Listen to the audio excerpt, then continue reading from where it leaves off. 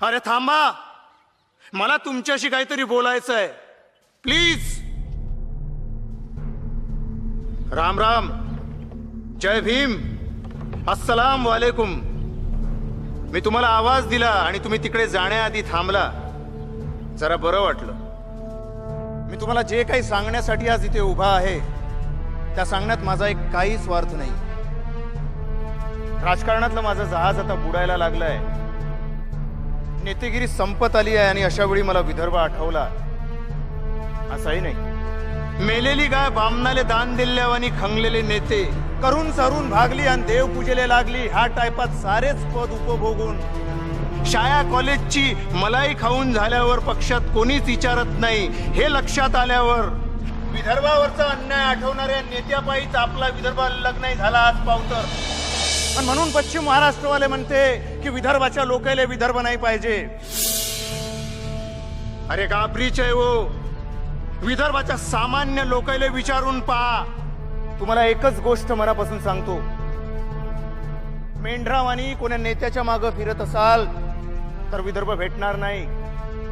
विदर्भ पाहिजे असन तर सिंहावानी एकटेच निघा आणि डरकाळी फोडून विदर्भ मागा. आता तो टाइम आलाय. आता नाही मग कवाच नाही. तुम्हाला सगळेले निघा लागन रस्त्यानं आणि त्याला सांगा लागन की आम्हाला आमचा विदर्भ अलग पाहिजे. काऊन का तो आहे चल्लक.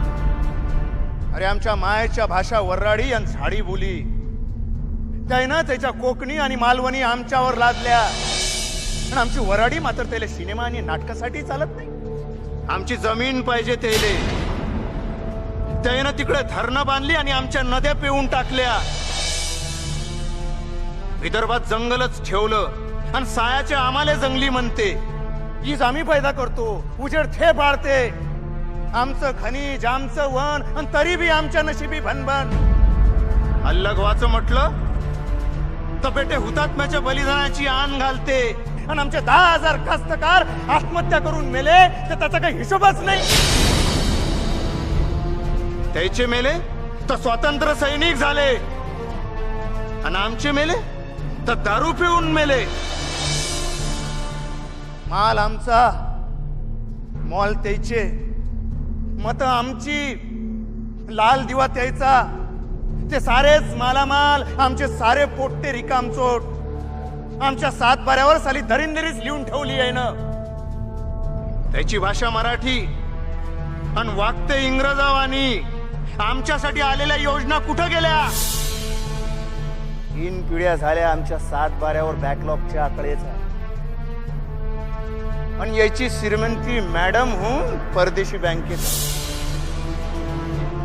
शुगर पे येले विकासाचा डायबिटीस झाला आणि आमच्या कापसाचा धागा यानं मधातूनच तोडून टाकला. ऊसापेक्षा कापसाचं अर्थकारण चौपट असताना यानं शुगर लॉबी तयार केली आणि आमच्या कापसाचं कफन करून टाकलं. 105 हुतात्म्याचं गोड जेवण जेवून राहिले अजूनही हे. आणि 113 गोवारी एका स्वल्प विरामासाठी चेंगून मेले तर हे बेटे टकारे देत नाही. अरे आमची म्हैस बी नाही जनत तर यायचं हाल्या जमते. जमणार आता नाही जमणार. आता आम्ही सर्वसामान्य माणूस रस्त्यावर येणार. असे सुस्त पडून याच्या दाठ्यात मरण्यापेक्षा लढता लढता आमच्या पुढच्या पिढीला हक्काचं विदर्भ देऊन मरू. जय विदर्भाचा नारा एवढा दमदार द्या की याच्या 12 मते हल्ल्या पाहिजे. त्याचा 4.5 जिल्ह्याचा महाराष्ट्र आहे. विदर्भ नुसतं वापरून घेण्यासाठी आहे. म्हणून म्हणा जय विदर्भ, जय विदर्भ.